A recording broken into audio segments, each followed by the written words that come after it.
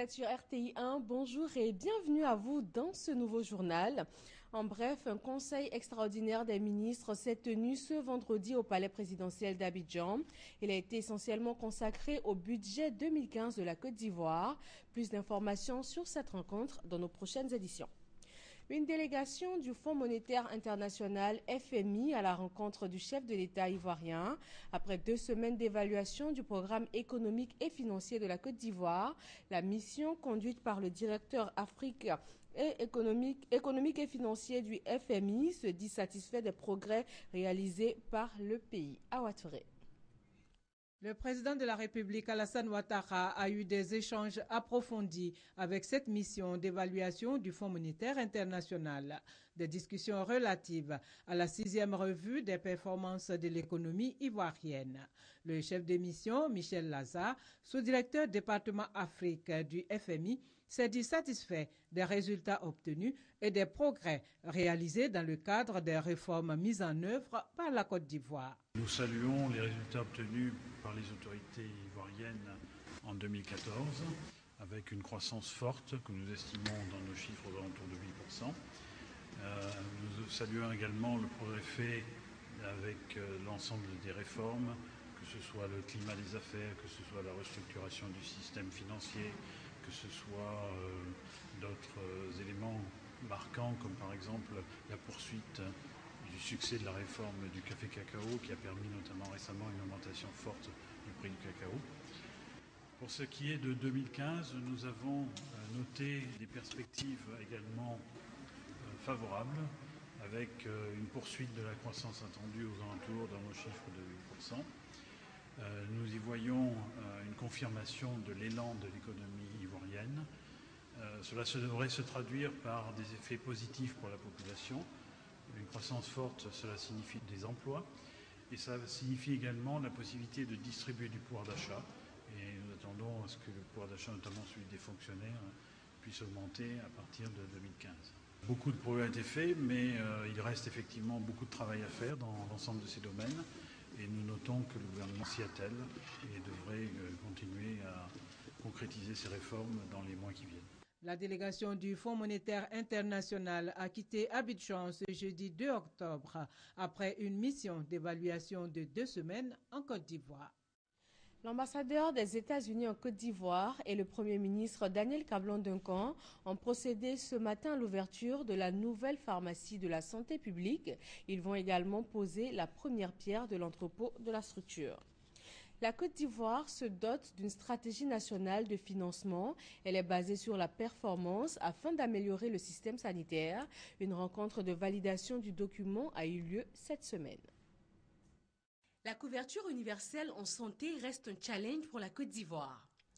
À travers le ministère de la Santé et de la lutte contre le sida, une stratégie nationale de financement basée sur la performance va être signée le 2 octobre prochain. On voudrait que le personnel de la santé, dans son entièreté, que ce soit le personnel administratif ou le personnel technique, mette en idée que plus la qualité est meilleure, plus la population aura besoin d'acheter. La stratégie basée sur la performance est une alternative de financement de la santé qui permet, sur la base des contrats que le ministère de la Santé peut avoir avec les prestataires, que ce soit privés ou publics, pour leur permettre de fournir des soins de qualité. Le secteur de la santé n'est pas isolé, c'est dans un ensemble. Mais comme vous le savez, la vie, la santé n'a pas de prix. Il faut doper un peu le moral de ce personnel pour qu'il puisse contribuer, mieux contribuer à la prise en charge de nos malades et puis qu'ils puissent répondre aux besoins de nos populations en matière de santé. La validation de la stratégie nationale de financement basée sur la performance passe par tout un processus. Il a été lancé depuis l'année 2013. La Côte d'Ivoire veut communiquer autour de la prochaine campagne de vaccination de méningite afin de susciter l'adhésion des populations. Les acteurs, les spécialistes et les experts en matière de santé et de communication renforcent donc leurs capacités afin de mieux gérer les situations de crise liées aux rumeurs qui sont très souvent un frein aux campagnes de vaccination. Prévenir au lieu de guérir, c'est l'objectif de tout vaccin et c'est aussi celui de la réunion initiée par le ministère de la Santé et de la lutte contre le sida. Cette rencontre sous-régionale vise à mettre en place une stratégie efficace pour combattre les rumeurs et incompréhensions afin de susciter l'adhésion des populations à la prochaine campagne de vaccination contre la méningite. Elle concerne plusieurs pays situés dans la ceinture méningétique africaine, dont la Côte d'Ivoire. C'est un vaccin qu'on dit conjugué, qui permet d'avoir une immunité plus longue. Habituellement, le vaccin qu'on a, il protège pour 3 ans. Et celui-là doit protéger pour 10 ans. Donc, c'est des avantages certains de ce vaccin. Donc, nous souhaitons une réussite de cette campagne. Il est d'autant plus important de faire adhérer les populations à cette campagne qu'il s'agit d'un nouveau type de vaccin encore plus efficace. La Mauritanie est concernée par la méningite. Nous avons pratiquement la moitié de nos régions qui sont frontalières avec le Mali et le Sénégal. Dès la fin de cet atelier, les recommandations et toutes les informations seront prises en compte et seront opérationnelles pendant la campagne. Des partenaires au développement appuient le renforcement des capacités des acteurs et vont également être présents sur le terrain. On a vacciné 153 millions de personnes à ce jour, sans aucun cas décelé de méningite A dans les populations vaccinées. Ce vaccin va permettre d'éliminer les épidémies de méningite qui sévissent en Afrique subsaharienne depuis plus de 100 ans. La réussite des activités de campagne d'introduction de nouveaux vaccins est étroitement liée à la communication. Elle permet aux organisateurs d'établir, de conserver et surtout d'accroître la confiance et la crédibilité auprès de la population concernée par la vaccination. Le virus Ebola s'est propagé à toutes les provinces du Libéria, qui est aujourd'hui le pays le plus touché. Et c'est de là qu'est partie la première contamination hors d'Afrique. Vous le savez, un cas d'Ebola a été découvert aux États-Unis. Le malade avait récemment séjourné à Monrovia au Libéria. Une centaine de personnes auraient été en contact avec lui et elles sont toutes sous surveillance. La famille du malade est confinée chez elle pour 3 semaines. Les écoles des enfants ont toutes été désinfectées. Un système d'information environnementale bientôt mis en place en Côte d'Ivoire. Il va donner des informations en temps réel sur l'environnement, à l'État, aux entreprises et aussi aux particuliers. Les experts et acteurs du système se sont rencontrés pour mettre en œuvre ce projet environnemental. La Côte d'Ivoire veut mettre en place un système d'information environnementale. Il s'agit d'un guide qui va permettre à tous d'avoir accès en temps réel à des informations pour la sauvegarde de notre environnement. Une initiative du ministère de l'Environnement, de la Salubrité urbaine et du Développement durable. Pour prendre une décision, il faut les donner. Et pour que les autorités du ministère puissent prendre une décision, vous allez voir que le système va faire sortir des cartes. Puis le citoyen lambda, par exemple, si dans son quartier, chaque fois il est enrhumé, il va voir dans le système, dans tel secteur, pourquoi chaque fois je suis enrhumé, il saura que, effectivement, il y a telle fabrication peut-être de savon à côté qui pollue mon environnement, ce qui fait que chaque fois je suis enrhumé. C'est une plateforme qu'on va mettre en place, une plateforme web, un portail web, qui va communiquer directement avec les bases de données qui sont dans le ministère, les bases de données qui sont dans les structures détentrices de données, pour qu'on puisse avoir l'information environnementale en temps réel. Pour la mise en place du projet, 3 consultants ont été retenus. Ils sont chargés de collecter et de traiter des données environnementales. Ils vont ensuite les mettre à la disposition des décideurs et des usagers afin d'accompagner efficacement le processus de développement durable de la Côte d'Ivoire. Et de nouveaux textes sont en cours d'élaboration pour réglementer l'exploitation de la faune et de la flore ivoirienne. Le ministère de l'Environnement et les experts ont planché sur la stratégie nationale à mettre en place. Le reportage de Christelle Ménan et Félix Amani. Le catinfé, plus connu en Côte d'Ivoire sous le nom de feuille d'atiéké, est à l'origine d'une substance aujourd'hui utilisée comme édulcorant, produit sucrant et largement commercialisé au Japon et aux États-Unis. Aucun profit à noter cependant pour la Côte d'Ivoire ou le Ghana, pays où pousse en majorité cette plante. Il est aujourd'hui question d'une meilleure répartition des revenus d'exploitation des ressources génétiques, entendez ressources animales, végétales et microbiennes ayant une valeur effective ou potentielle. Tous les États sont souverains de leurs ressources génétiques. Il doit y avoir un contrat entre les deux parties, c'est-à-dire la partie qui utilise la ressource et la partie qui fournit la ressource, de sorte qu'on sache les tenants et les aboutissants de ce qu'on va faire avec notre ressource et qu'on sache qu'est-ce qu'on gagne en retour. Une prise de conscience nécessaire d'autant plus que la Côte d'Ivoire est signataire de la Convention sur la diversité biologique, un traité international entré en vigueur en 2013 après le sommet de la Terre de Rio de Janeiro. L'objectif 3 de ce traité entend un partage juste et équitable des avantages découlant de l'exploitation des ressources génétiques. La Côte d'Ivoire s'aligne sur ce standard. Une stratégie nationale est en cours d'élaboration.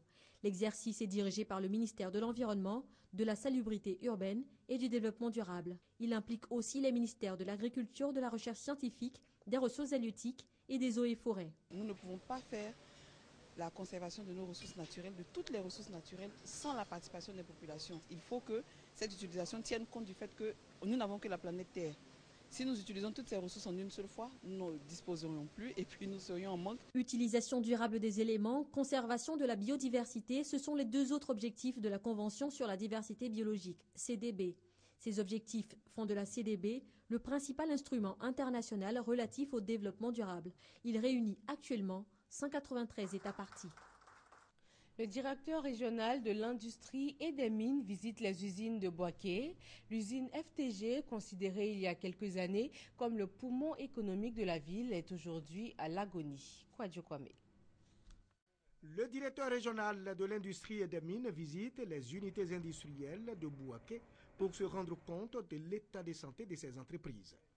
Au magasin de stockage et à la grosse préparation de l'entreprise FTG, partout, l'eau stagne et plusieurs machines sont à l'arrêt. Autant dire qu'elles sont en ruine. Faute d'investissement et d'entretien de ces outils de production, il y a de cela 12 ans. Nous avons besoin de entre 3 et 6 milliards pour que l'usine soit vraiment remise à neuf.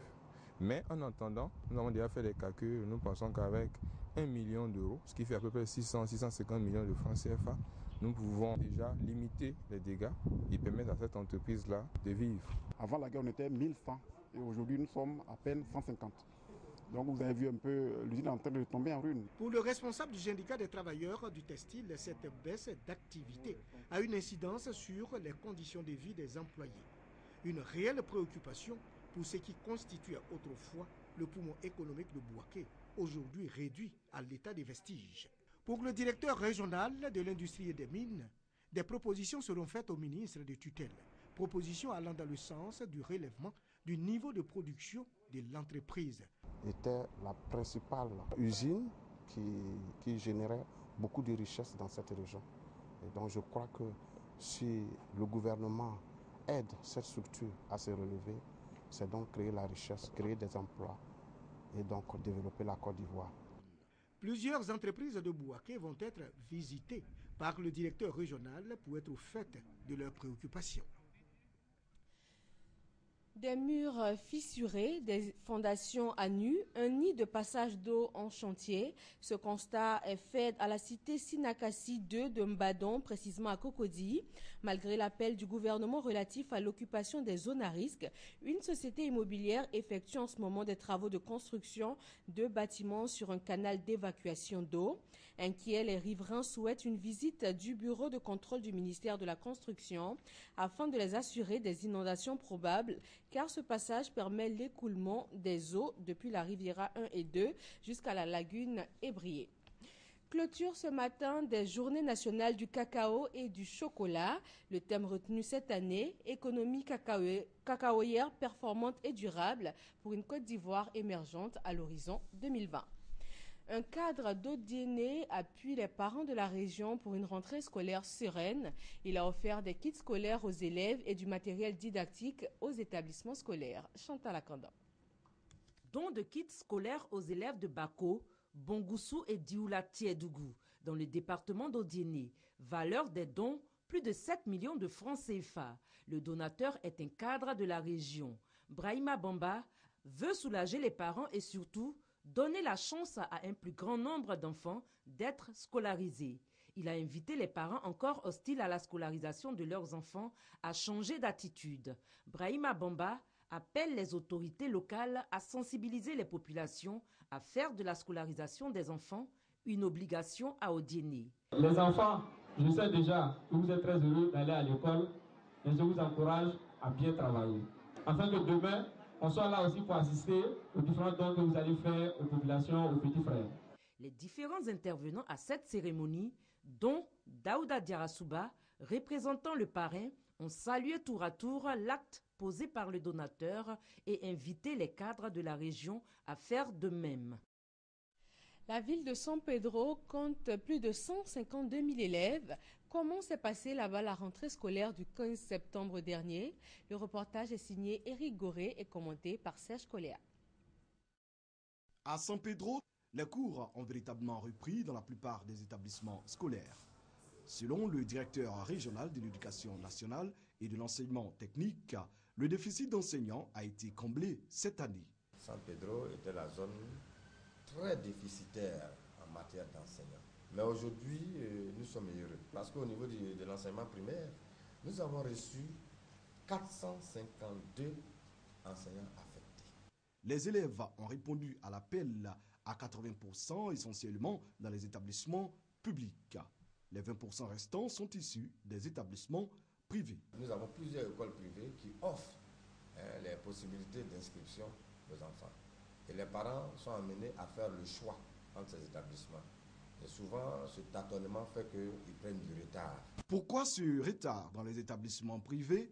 Responsables et parents d'élèves nous donnent des explications. Depuis que la rentrée est lancée, nous avons enregistré à peu près le tiers de notre effectif habituel, ce qui constitue une véritable entrave au bon déroulement des cours ici.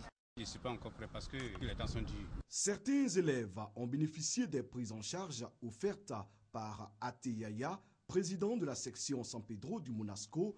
Ces élèves ont déjà commencé les cours. Les professeurs ont commencé les cours.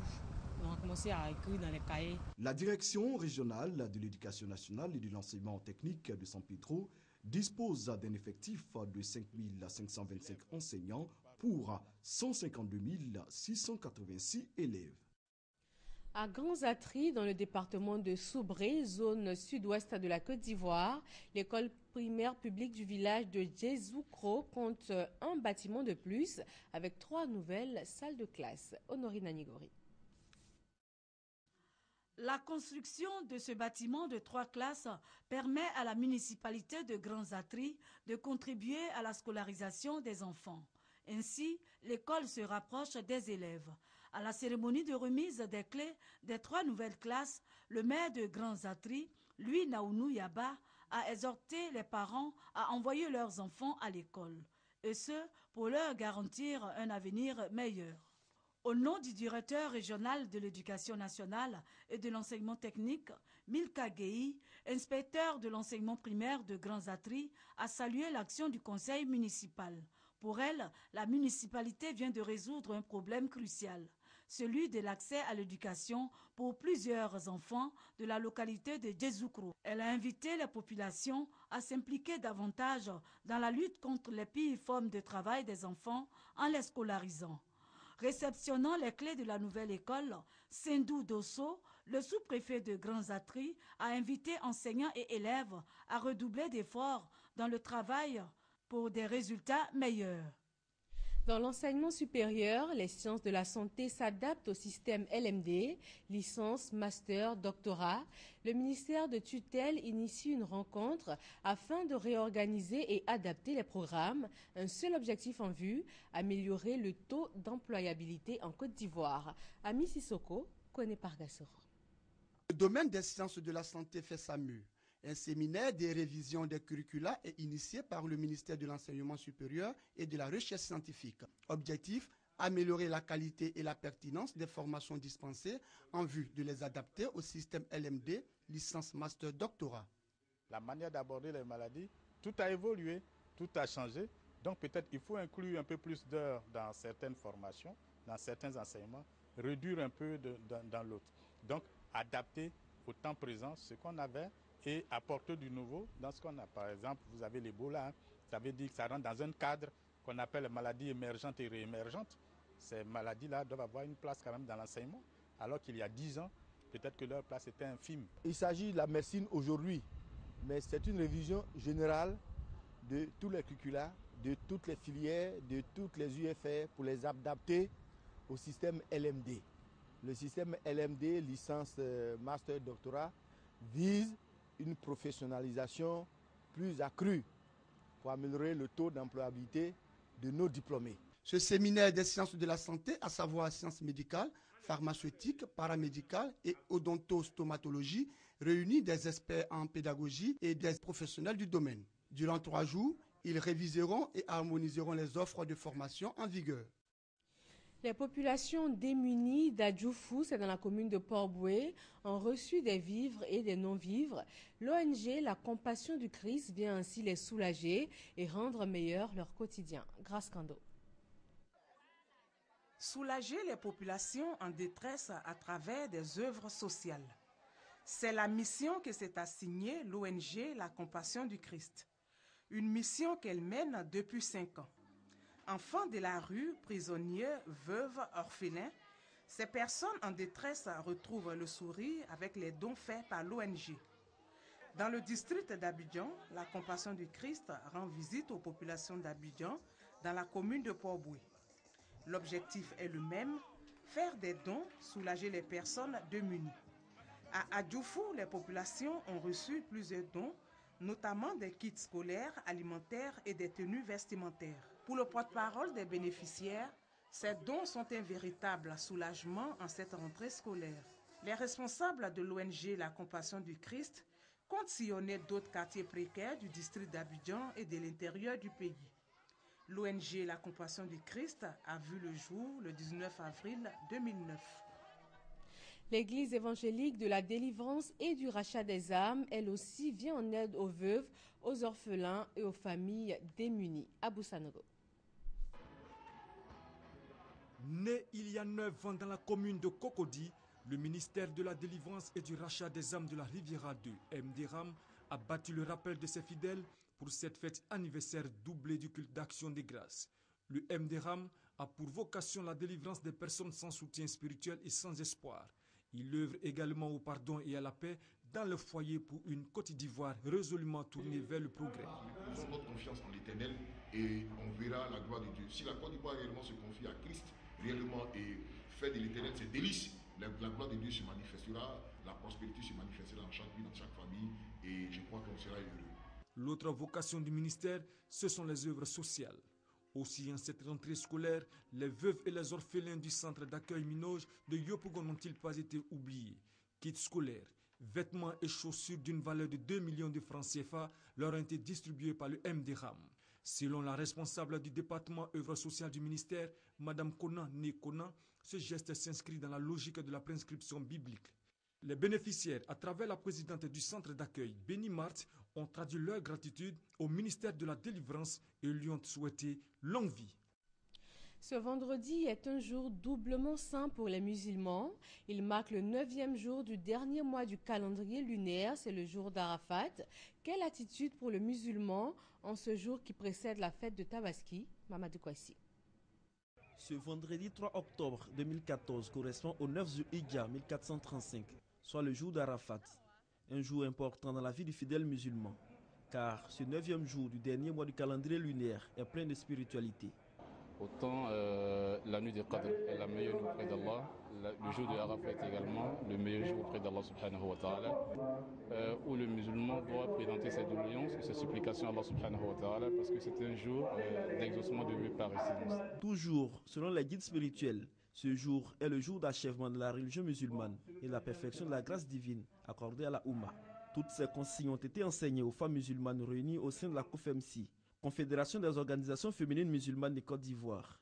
Au cours de cette rencontre, l'imam Abaka Konaté, second conférencier, a abordé la question de la célébration de la fête de l'Aïd el-Kébir. Il ne doit pas quand même prendre son petit déjeuner. Il attend jusqu'à son retour de la mosquée ou bien des lieux de prière pour prendre son petit déjeuner. Selon la présidente nationale de la COFEMSI, cette rencontre vise à enseigner aux femmes musulmanes les vertus du jour d'Arafat et de la fête de la Tabaski. Pour Adja Mariam Fofana, c'est également un moment de prière pour la paix en Côte d'Ivoire. Donc il faut beaucoup prier pour que les mauvais esprits s'éloignent de nous, pour que la paix définitive revienne dans le pays. Nous demandons cette paix pour tous les habitants de ce pays. Il faut rappeler que le dernier sermon du prophète Mohammed a été fait lors d'une célébration d'Arafat. En Côte d'Ivoire, au cours de cette journée de célébration d'Arafat, plusieurs activités seront organisées dans les différentes mosquées, dont la principale sera la grande mosquée du plateau, avec la retransmission en direct de la célébration d'Arafat depuis l'Arabie Saoudite. Et c'est demain donc la fête de la Tabaski. Elle est marquée par le sacrifice du mouton. Quel est donc le sens de cette immolation? Quelle importance pour le musulman? La réponse dans ce reportage de Konaté Moussa et Serge Koléa. La fête de la Tabaski, l'Aïd el-Kébira, ou la grande fête, est un moment important pour les fidèles musulmans. Elle a lieu 70 jours après la fête du Ramadan. Appelée la fête du sacrifice, elle commémore la soumission d'Abraham à son Dieu. Allah a demandé à Abraham d'immoler son unique fils. Et Abraham a voulu exécuter l'ordre d'Allah. Et Allah a dit dans le glorieux Coran, et nous le rançonnâmes d'une généreuse immolation, qui est, comme on appelle, le bélier. Et donc, vous voyez, la grâce d'Allah subhanahu wa ta'ala, c'est cette grâce-là que nous essayons vraiment de commémorer. Essayer de suivre l'exemple d'Abraham.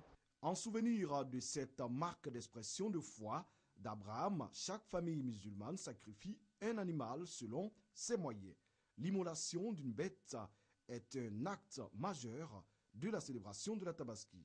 Les savants nous disent qu'il est important, ou bien de préférence, immoler les béliers. Pour celui qui immole, comme on appelle, un bœuf, alhamdulillah, cela est également bien, comme les chameaux, chèvres et autres. Le messager dit paix, salut d'Allah soit sur lui. Et dit celui qui immole sa bête avant celle de l'imam, son immolation sera considérée comme un sacrifice parmi tant d'autres, mais ne sera pas considéré comme le sacrifice de la fête de Tabaski. C'est ce samedi 4 octobre 2014 que les fidèles musulmans vont célébrer la fête de la Tabaski ou la fête du sacrifice. En Libye, au moins 36 soldats ont été tués et plus de 70 blessés dans des attentats et des combats autour de l'aéroport de Benghazi. Ces combats ont opposé les forces de l'armée libyenne et des milices islamistes selon des sources militaires et 3 attentats à la voiture piégée ont été perpétrés. La justice algérienne a lancé des poursuites judiciaires contre 15 suspects. Actuellement en fuite, ils sont suspectés d'avoir participé à l'enlèvement et à l'assassinat de l'otage français Hervé Gourdel. Parmi les suspects figure le chef de Djoun al-Khalifa, le groupe qui a revendiqué l'assassinat d'Hervé Gourdel. Et pour finir, revenons sur ce conseil extraordinaire des ministres qui s'est tenu ce vendredi au palais présidentiel d'Abidjan. Il a essentiellement été consacré au budget 2015 de l'État de Côte d'Ivoire. Plus d'informations sur cette rencontre dans nos prochaines éditions. Et voilà pour ce 13h. Merci d'être resté avec nous. D'autres informations sur les www.rti.ci.